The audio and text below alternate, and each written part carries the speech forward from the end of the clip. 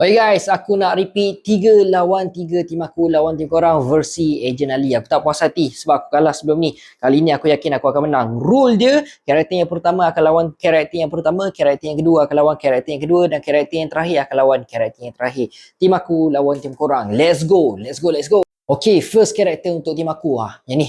Come on, bagi karakter yang padu sikit. Siapa nama dia ni? Dia ni main sniper tu.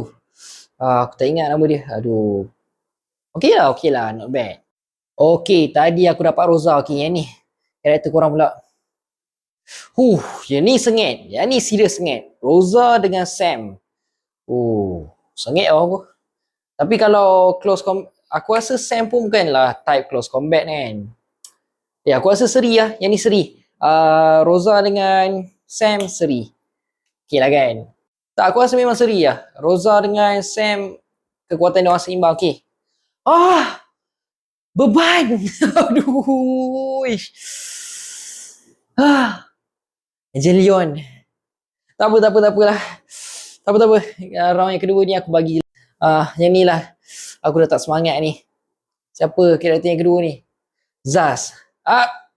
Apa je Leon boleh buat? Kalau lawan karakter-karakter biasa pun nak tembak tak kena, ni apa lagi lawan Zaz. Okey, 1-0.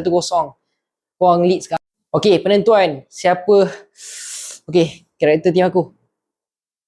Weh, come on lah. Aduh, koyak lah aku macam ni. Dah bagi tau lah. Semua karakter beban kecuali Rosa. Rosa function sebab dia ada sniper yang okey lah. Okey, karakter terakhir untuk tim korang. Aku rasa memang confirm korang menang ni. Kim lawan Gita.